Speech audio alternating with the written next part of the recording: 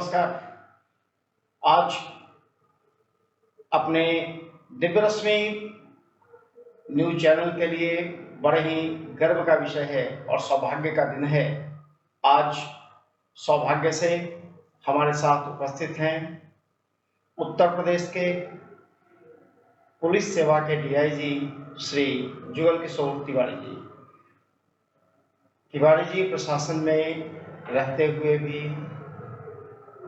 अपने धर्म के प्रति काफ़ी संजीदा हैं और इन्होंने कई कार्यक्रम किए हैं।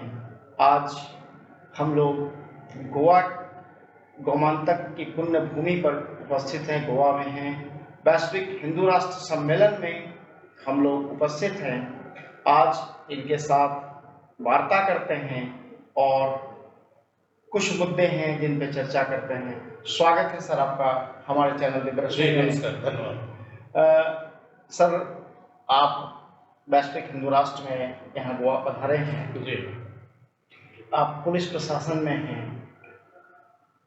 उसके पुलिस प्रशासन में सर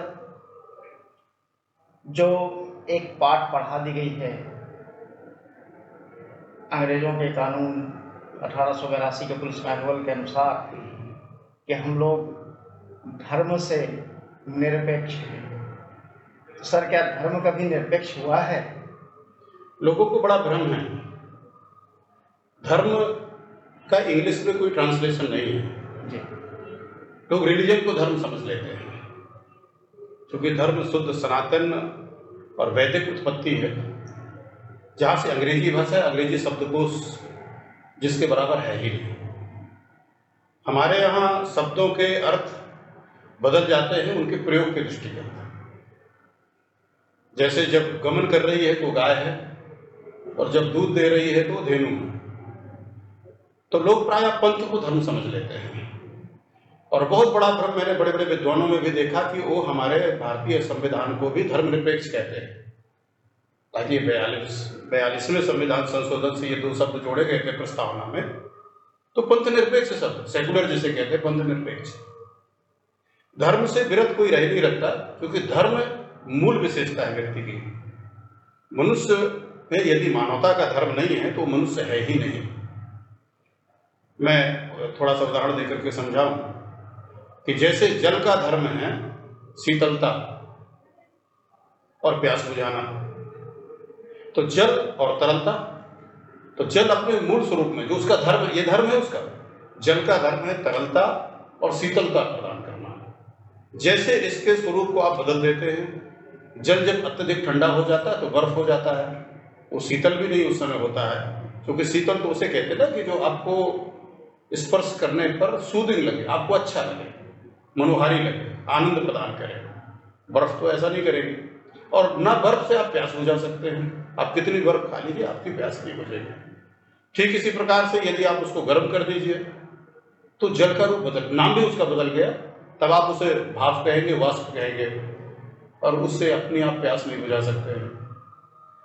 तो ये चूंकि अब लोगों की शिक्षा के स्तर बहुत ही सतही हो गया है, चिंतन लोग किसी विषय पे करते नहीं है, तो धर्मनिरपेक्ष कह करके हम अपने जो मानवीय धर्म थे, जो दया है, जो सहयोग की भावना है, सहानुभूति है, मानवता है, परोपकार की भावना है, प्रकृति का संरक्षण है, जो हमारे नीति निर्देशक तत्वों में, संविधान में बढ़े गए, पढ़ने को मिलते हैं, वास्तव में वो धर्म के अंग है। तो कोई सेवा इस बात के लिए मनाही नहीं कर सकती, क्योंकि सेवा अस्माकम धर्म, सेवा भी हमारा धर्म है, तो हम सेवा ही तो कर रहे हैं। तो भारतीय संविधान द्वारा किए गए प्राविधान और समय समय पर हमारे विधायिकाओं द्वारा बनाए हुए विधियों के अनुरूप प्रत्येक सरकारी अधिकारी और कर्मचारी का कार्य है कि वो अपने कर्तव्य का पालन करें। शेष ये मानवता, ये प्रकृति, ये पृथ्वी, जैसे हम अपनी माँ कहते हैं, ये राष्ट्र धर्म भी तो होता है। आप राष्ट्र निरपेक्ष कैसे हो सकते हैं? फिर तो राष्ट्र निरपेक्ष भी आप हो जाएंगे, फिर तो आप राष्ट्रद्रोही ही कहलाएंगे अगर आप राष्ट्र। तो वास्तव में जो व्यक्ति धर्म निरपेक्ष होने की बात करता है वो धर्मद्रोही है। आप पंथ निरपेक्ष हो सकते हैं। एक और बड़ा अंतर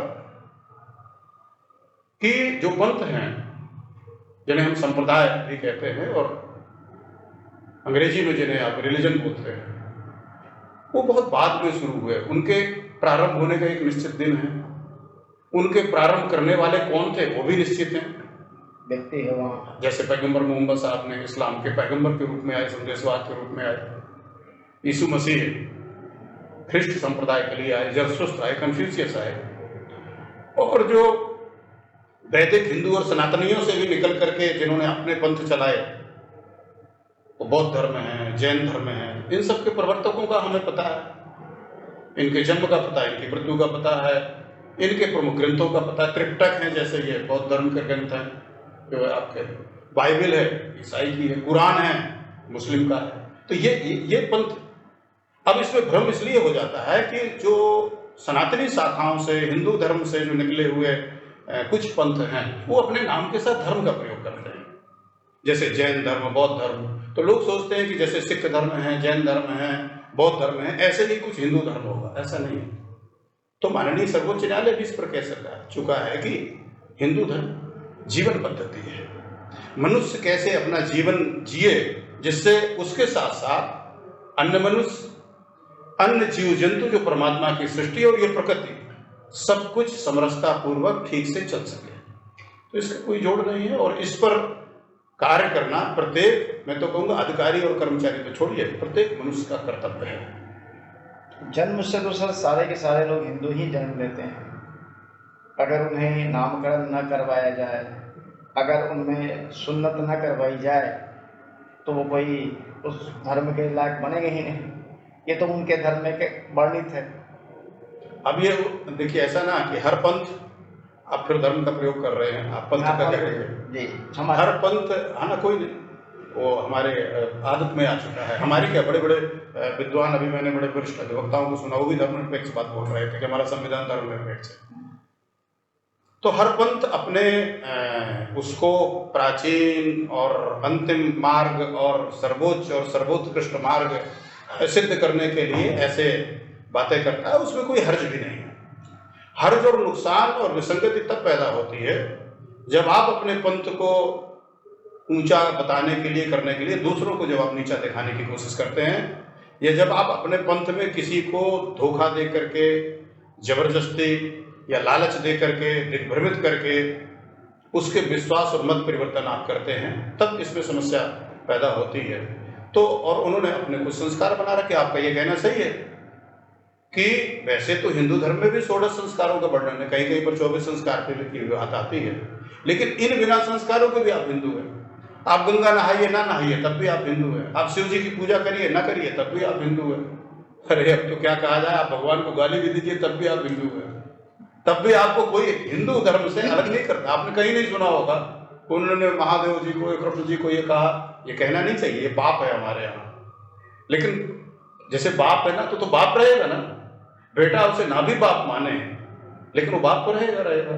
तो इसी प्रकार से जो दिग्भ्रमित लोग हैं, जो अबोध हैं, जो मूर्ख मैं कहूँगा ज्ञानी हैं, जिन्हें सच्ची शिक्षा नहीं मिली, सच्चे संस्कार नहीं मिले, वो हमारे ईश्वर के ऊपर भी, हालांकि हमारे ईश्वर से शिकायत करने का है, हम अपने भगवान से शिकायत कर सकते, प्रभु ऐसा तुमने क्यों किया, ऐसा आपको नहीं करना चाहिए था। कई बार हम अपने लिए भी शिकायत करते हैं, कई बार दूसरों के लिए शिकायत कर। जब प्रभु राम का वनगमन हुआ तो सारे लोगों ने कहा कि हे भगवान तुम कहाँ हो, इतने प्यारे प्यारे बच्चे ये जंगल में जाने के योग्य हैं, ये माता जानकी, ये इस आयु में भगवान जो राम है, लक्ष्मण जी है, ये बन जाने के योग्य हैं, तो हम और उस परमात्मा से इसकी शिकायत करते हैं।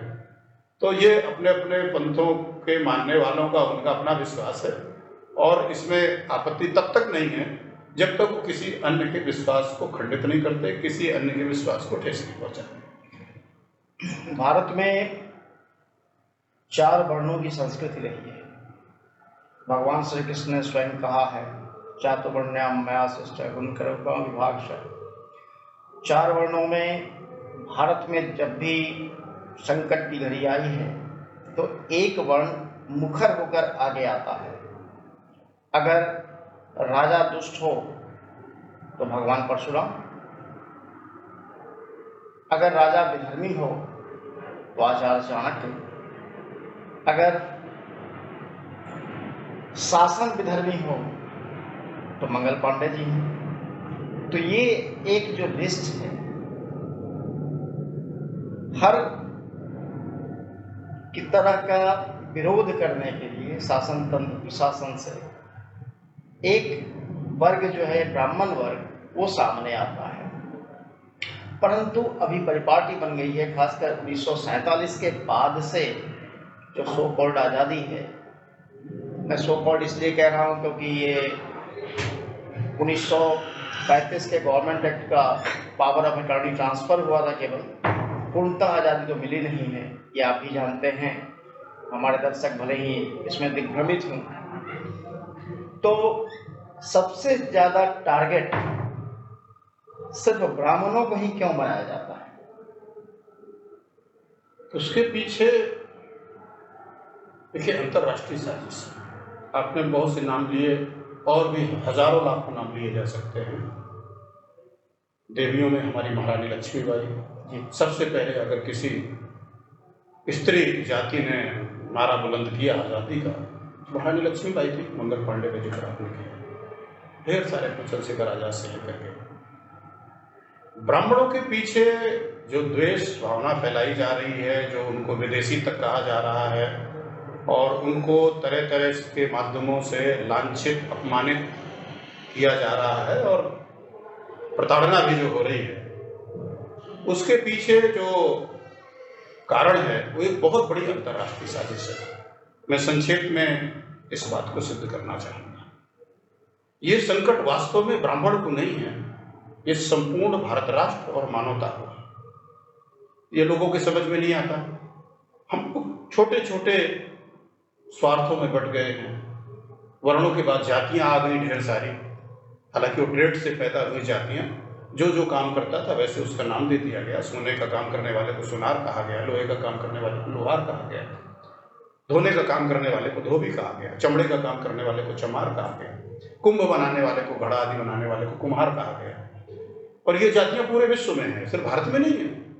Cobbler, shepherd, tailor, blacksmith, goldsmith पूरे विश्व में है। ये सहज ढंग से और स्वाभाविक रूप से, जैसे आज कोई डॉक्टर बन जाता है, डॉक्टर साहब कहने लगे, वकील बन जाता था, वकील साहब कहने लगते हैं। दुर्भाग्य से लोग समझते हैं कि ये ब्राह्मणों की देन है। और वर्ण व्यवस्था के बारे में तो आपने भी श्लोक उद्धृत किया, श्रीमद् भगवद गीता में है, चतुर्वर्णम मया सृष्टम गुणकर्म विभाग से 4 वर्णों की रचना की। कैसे कि उसका आधार क्या था? मैंने व्यक्ति में गुण देखे, उसको काम बांट दिए, काम के आधार पर उसकी पहचान हो गई। जो ज्ञान देता था, शिक्षा देता था, यज्ञ आदि करता कराता था, वो ब्राह्मण कहा जाने लगा। वो कोई भी हो सकता था, वो कोई भी हो सकता था। जिसके एग्जाम्पल वेद व्यास और वाल्मीकि। हाँ, और ढेर सारे लोग हैं। हालांकि उसमें भी थोड़ा सा भ्रम है। वेद व्यास जी तो शुद्ध पराशर ऋषि के पुत्र थे। स्त्री की कोई जाति नहीं होती है, क्योंकि वो भूमि है। जाति बीज की होती है। बीज जो आप बोएंगे वो पैदा होगा। भूमि अगर शुद्ध है, सात्विक है, संस्कारित है, तो हृष्ट पुष्ट पौधा पैदा होगा। जैसे पीपल के बीज से पीपल ही आप पैदा करेंगे। कोई प्रयोग कर ले बीज शास्त्री, केमिस्ट्री वाला, पीपल को आप नीम नहीं बना सकते। तो पराशर ऋषि के पुत्र थे वेद व्यास जी हमारे। इसी तरह वाल्मीकि के बारे में बड़ा भारी भ्रम है। वाल्मीकि जी ऋषि पुत्र थे। 2 वाल्मीकि हमारे यहाँ हुए, उससे लोगों को भ्रम होता है। जो रामायण के रचयिता हैं, आदि कवि है, भगवान श्री राम ने जिनसे मार्ग पूछा और चित्रकूट में निवास किया, और माता जानकी गर्भ अवस्था में जिनके आश्रम में रही, संरक्षण में रही, वो वाल्मीकि जी प्रचेता ऋषि के पुत्र हैं, ऋषि पुत्र हैं। दूसरे वाल्मीकि महाभारत काल के हैं, जो रत्नाकर नाम से थे और दस्यु थे, जिनका कार्य डकैती डालना था। वो ये दूसरे वाल्मीकि हैं महाभारत काल में।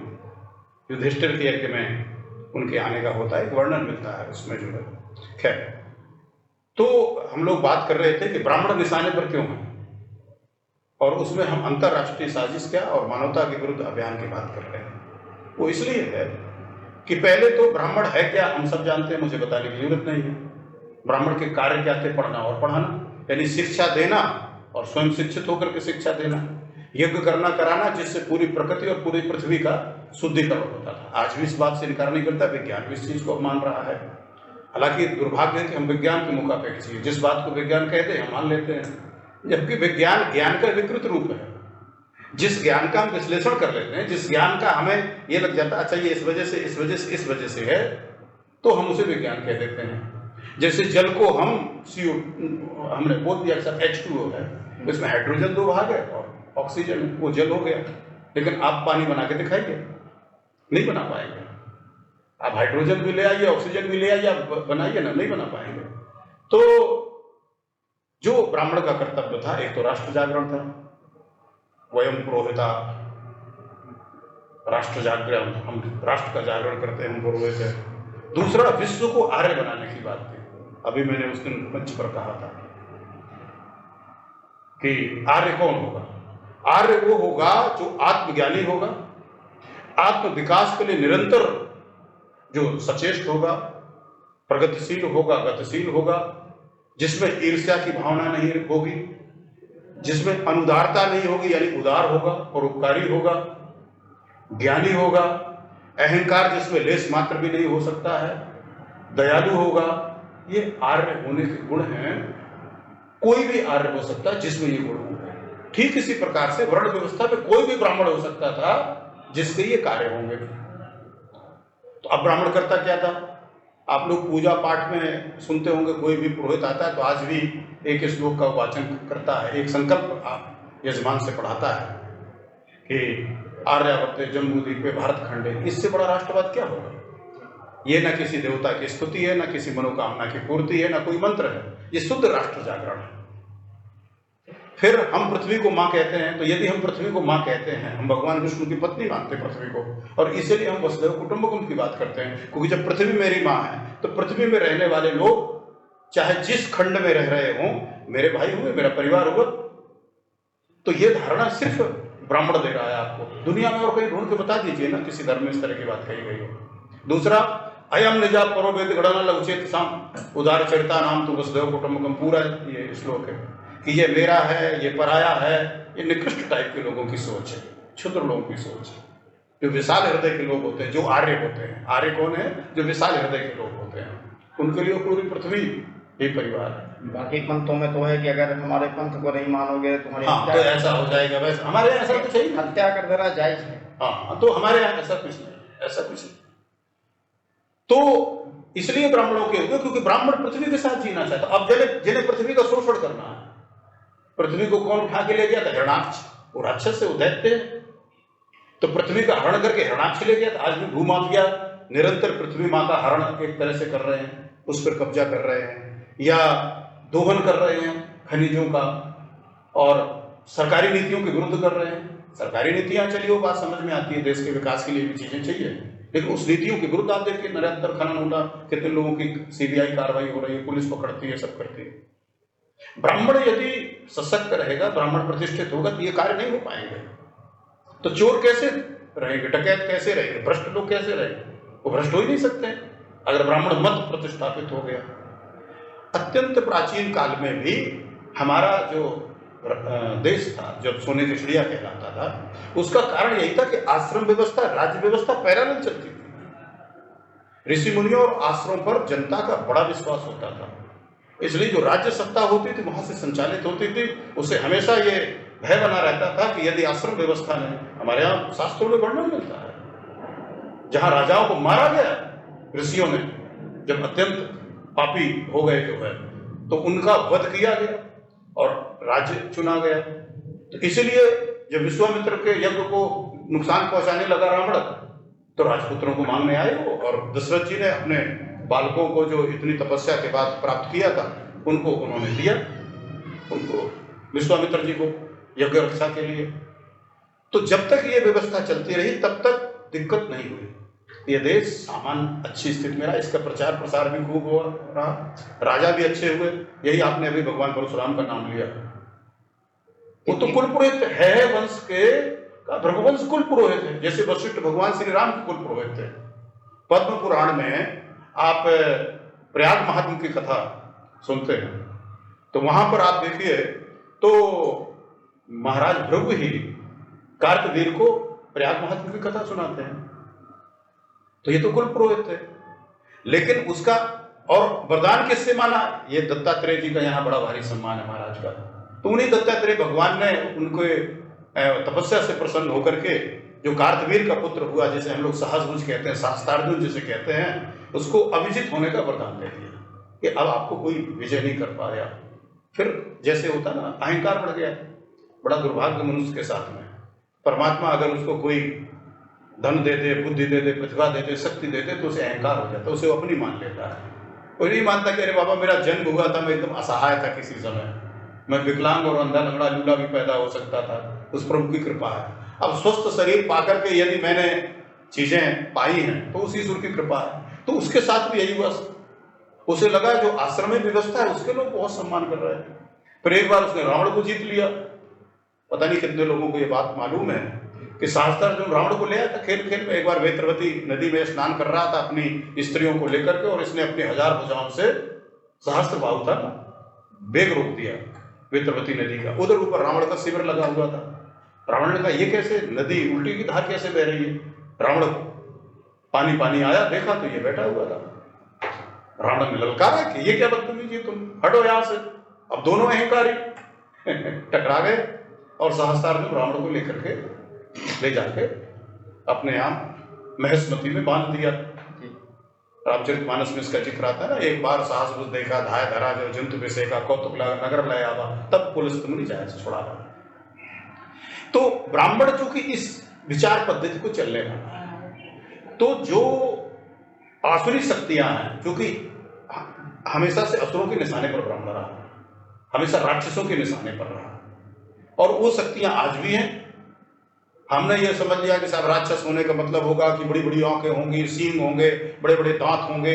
ऐसा नहीं है, यही राक्षस हैं जो सतोगुणियों का विरोध करके। यदि मेरा व्यक्तिगत आचरण कुछ गलत है, उसका विरोध भी होना चाहिए, उस पर कार्रवाई भी होनी चाहिए, उस पर कानूनी कार्रवाई भी होनी चाहिए, व्यवस्थाएं, दंड भी मिलना चाहिए।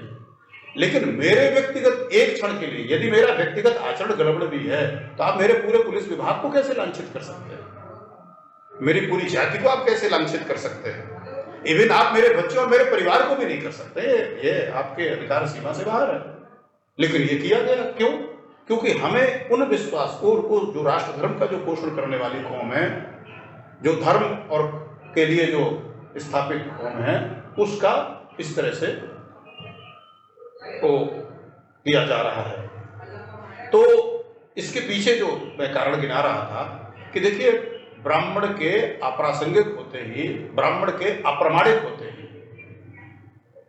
ये सारे जो अपने वेद पुराण आदि हैं, ये सब अप्रामाणिक हो जाएंगे। क्योंकि ये किसकी देन है? हमारे ऋषि मुनियों की देन है। और ऋषि मुनियों को यद्यप कोई जाति जैसी बात या वर्ण जैसी बात नहीं है, लेकिन वर्ण व्यवस्था में तो ब्राह्मण ही थे। तो सारे जो वेद सूत्र वगैरह हैं वो इनके द्वारा दिए गए। जो अन्य वर्ण से लोग आए भी, जैसे सत्यकाम जाबाल वगैरह है, वो भी ब्राह्मण हो गए, क्योंकि उनका भी उपनयन संस्कार हुआ और गौतम ऋषि ने अपना गोत्र दे दिया, उन्होंने उपनिषद की रचना की। तो ब्राह्मणों के अप्रमाणित होते ही, उनके लांछित होते हुए आपके जितने भी साहित्य हैं, चाहे वो रामचरितमानस हो, चाहे महाभारत हो, चाहे श्रीमद् भागवत हो, चाहे वाल्मीकि रामायण हो, जितने भी सारे ग्रंथ हैं, सारे वेद पुराण उपनिषद हैं, वो अप्रासंगिक हो जाएंगे, यानी झूठे हो जाएंगे। अब जब आपके सारे ग्रंथ ही झूठे लोगों द्वारा लिखे गए हैं, तो आपके देवता आप कहां से ढूंढ के लाओगे? अगर देवी भागवत नहीं है तो माँ दुर्गा के रूपों को आप कहां से लाओगे? श्रीमद् भागवत, महाभारत और गीता नहीं है तो आप श्री कृष्ण का चरित्र कैसे जानोगे? यदि रामायण, रामचरितमानस आदि विभिन्न प्रकार के ग्रंथ नहीं है तो आप भगवान राम को कैसे जानोगे? उन्होंने क्या क्या किया, उन्होंने कैसे आदर्श स्थापित किए, कैसे दुष्ट का नाश किया, कैसे सबका सहयोग लिया, कैसे प्रजा पालन किया, कैसे रामराज्य की स्थापना की।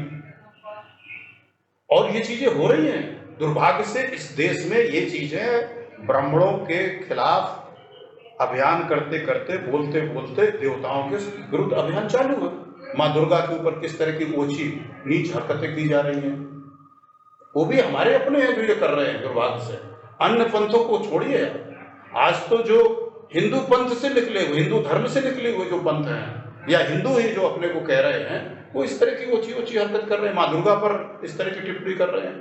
कई महिषासुर उनके पिताजी बन गए हैं, कहीं और कोई रावण उनका पिता बन जा रहा है जो है, उसको लेकर को झंडा बुलंद कर रहे हैं। वो नहीं लड़ पाया, अभी लड़ने को तैयार। यही राक्षसी प्रवृत्ति है, यही राक्षसी खून है, यही डीएनए में भरा हुआ राक्षसपन है उनका जो है।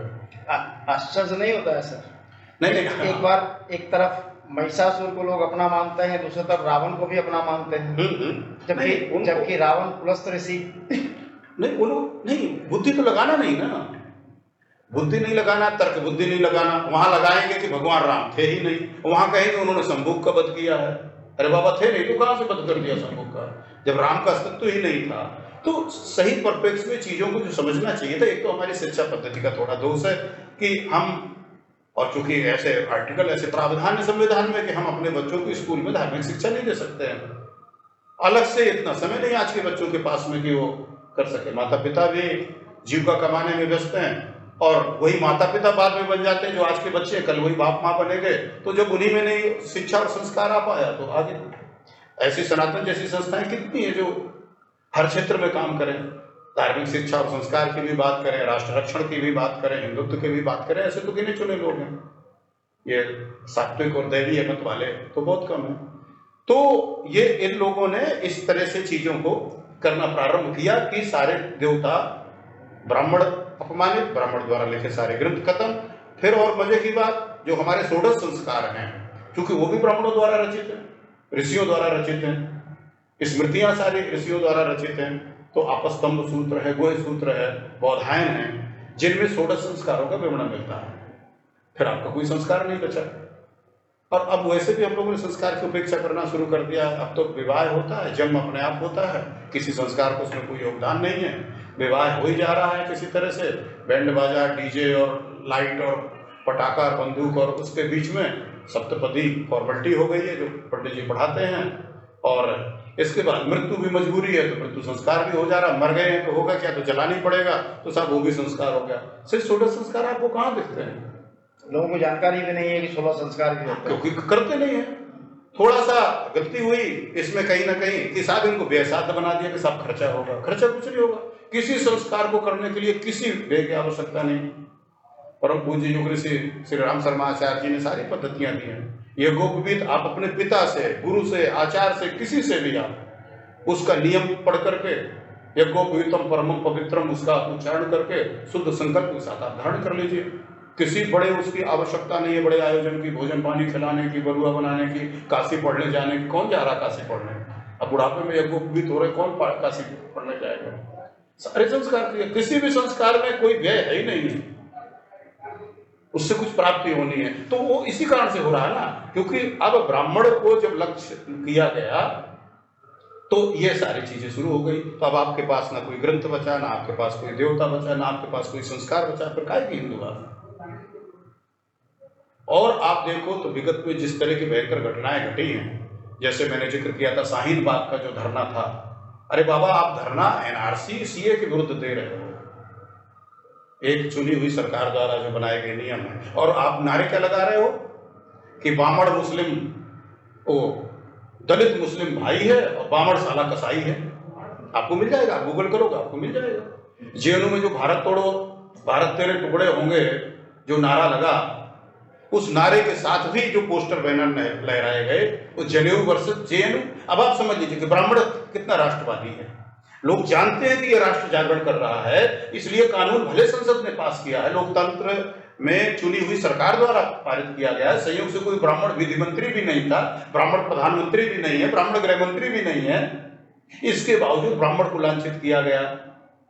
जेएनयू में जो कश्मीर तेरे टुकड़े होंगे, धारा 370 की वापसी चुनी हुई सरकार ने की, लेकिन ब्राह्मण को निशान लिया गया। हालांकि जेएनयू तो सभी वर्णों के लिए प्राविधान है, लेकिन आज लोग यही मानते हैं कि तिलक, शिखा और यह गुप्त ब्राह्मण के लिए है, शेष के लिए नहीं है। यह अज्ञानता है हमें।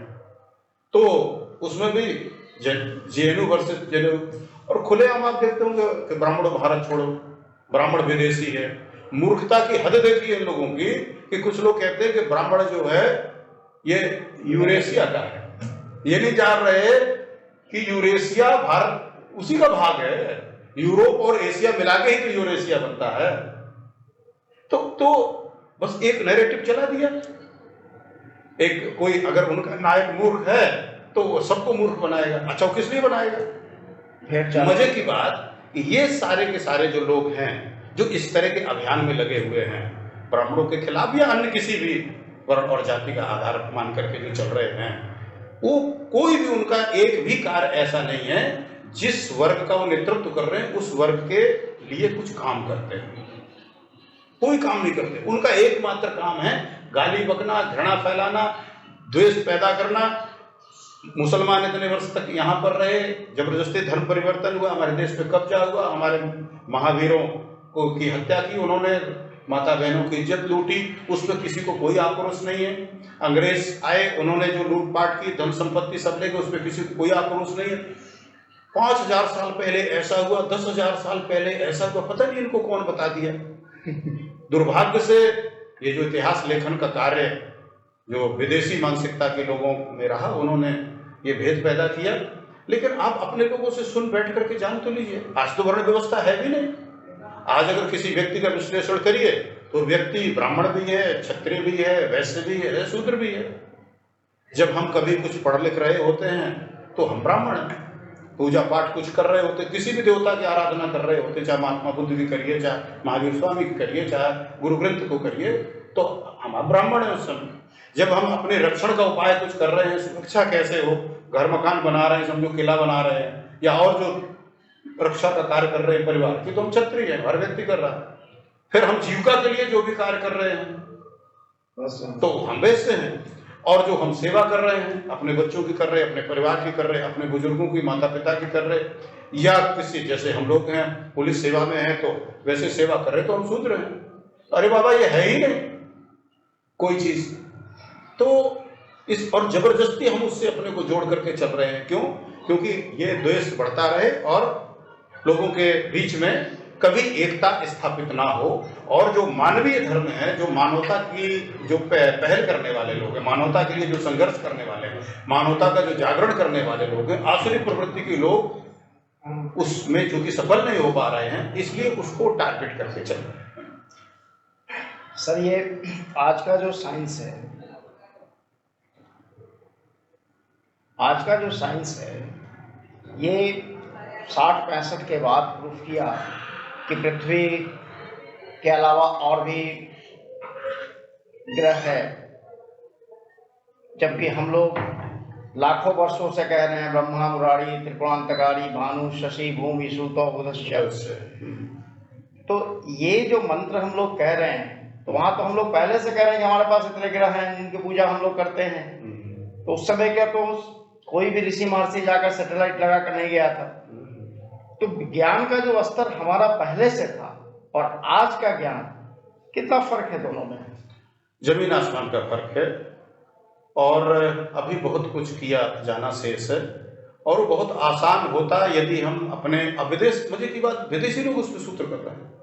महर्षि अगस्त ने जो विमान शास्त्रम लिखा है, उसमें 500 प्रकार के हवाई जहाज बनाने का सूत्र है। और दूसरी बात कि जो आज आपका कंप्यूटर या लाखों रुपए खर्च करके जो तिथि निश्चित करते हैं कि साहब कब पूर्णिमा होगी, कब अमावस्या होगी, कब ईद होगी, हमारे पांचांग हजारों वर्ष पहले का, हजारों वर्ष बाद तक का आज भी बना के दे देता है सामान्य पढ़ा लिखा संस्कृत निष्ठ बालक जिसने ज्योतिष का अध्ययन किया है। और इतना ही नहीं, ये जो एलियन आजकल चिल्ला रहे हैं ना लोग, ये हिरण्यमय जगत का उल्लेख हमारे यहाँ शास्त्रों में है, लेकिन वो ऐसा नहीं है जैसा ये दिखाते हैं। ये छिपकली की तरह आदमी को दिखा रहे हैं, ये कुछ डायनासोर की तरह दिखा रहे हैं। और कभी इस पर बाद में चर्चा होगी। सौभाग्य से हमने उन्हें एलियंस को देखा, प्रत्यक्ष देखा, और अकेले नहीं देखा। हमने गांव में अल्पायु में 5-7 लोगों के साथ उनको देखा है। तो वो जगत संसार है, वो सभ्यता हमसे अधिक विकसित है। हमारे यहाँ जो विभिन्न लोगों की कल्पना है, अतल वितल सुतल तलातल करके जो है, जो पाताल में हिरणाक्ष ले गया था पृथ्वी को, वो सारी चीजों का वर्णन है। भगवान विष्णु ने तब वाराह का रूप धारण करके पृथ्वी को ला करके काशी से जोड़ दिया था। काशी तब भी थी, वाराह पुराण में इसका जिक्र है। वो पृथ्वी से अलग इसलिए हम लोग काशी को मानते हैं, और इसलिए उसको 3 लोक से न्यारी काशी कहते हैं। वाराह पुराण में भगवान ने उन पृथ्वी को ला करके काशी से जोड़ दिया था। तो हमारा जो ज्ञान था उसका तो कोई अपरंपार है, उसकी तो कोई सीमा ही नहीं है। आज हनुमान चालीसा का जो आता है कि युग सहस्त्र योजन पर भानु, वो पूरा उसकी आप गणना करिए तो सूर्य की दूरी वही प्रकट होती है। तो अद्भुत है, सब कुछ अद्भुत है। इसी से बैर भाव रखने वाले लोग, जिन्होंने चलना सीखा है बहुत बाद में, हजारों वर्ष बाद जो है, वो लोग अपनी को बढ़ाने के लिए हमारी रेखा को लगातार उन्होंने छोटा और खोटा और काटने की कोशिश की है। दुर्भाग्य से हमारे लोग भी कुछ उसमें शामिल हो गए और आज तक शामिल होते चले आ रहे हैं। वो भूल जा रहे हैं कि ये ऋषि मुनि, ये गौरव उनका अपना है, क्योंकि हम तो सभी ऋषियों की संतान है ना। हमारा जो संस्कृति कहती है सबके गोत्र ऋषियों के गोत्र, सब ऋषियों की संतान। इस प्रकार से ब्राह्मण तो सभी हैं, सभी ब्राह्मण हैं।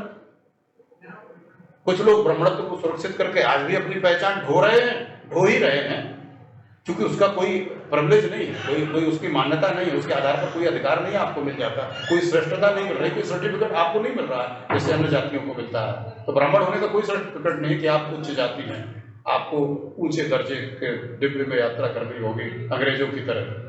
तो दुर्भाग्य से, तो संयोग से वो सब लोग ब्राह्मण हैं, सब ऋषियों की संतान है। आप अपने को जब ऋषि से नहीं जोड़ोगे, भगवान कृष्ण ने गीता में कहा है कि व्यक्ति अतिशय श्रद्धा से होकर के जिससे जो चाहता है उससे वो मिलता है। तो जब आप चोरों की संगत, डकैतों की संगत करोगे तो उनसे लूटा हुआ धन मिलेगा, लेकिन जेल भी जाओगे, मारे भी जाओगे। आप सत्य संगति करोगे, सज्जनों की संगति करोगे तो आपकी प्रशंसा होगी, लोग आपके प्रति सद्भाव रखेंगे, आपकी प्रगति होगी, ईश्वर आपका कल्याण करेगा, आपका परिवार रहेगा। तो ये लोग ऋषि मुनियों से, इस गौरवशाली परंपरा से न जोड़ करके अपने को तुच्छ लोगों से, जैसे अभी महिषासुर रावण की बात आपने कही, ऐसे लोगों से जोड़ करके अपने पतन का आमंत्रण स्वयं कर रहे हैं, दूसरों को कह रहे हैं। ये अपनी दुर्गति के लिए स्वयं जिम्मेदार है भैया, अपनी दुर्गति के लिए स्वयं जिम्मेदार हैं। और यदि हम भी यही काम करेंगे तो हमारी भी दुर्गति होगी। तो इस तरह से ये सारी चीजें चल रही हैं, बट इनमें विराम लगेगा, एक दिन इसका विराम लगेगा। लोग जितनी जल्दी समझ करके और समरसता पूर्वक समाज में रहना सीख लें, असामाजिक न बने, उतने उत्तम होगा। बहुत बहुत आभार आपका, आपने अपना कीमती समय दिया और अच्छी जानकारियां हमारे दर्शकों को दी। आप हमारे साथ चर्चा देख रहे हैं। उत्तर प्रदेश के डीआईजी श्री युगल किशोर तिवारी जी ने इतनी अच्छी चीज़ें बताई हम लोगों को। आशा है आप दर्शक लाभान्वित होंगे। हमारे कमेंट बॉक्स में आकर जरूर कमेंट दें, लाइक करें, सब्सक्राइब करें। धन्यवाद। जय हिंद राष्ट्र।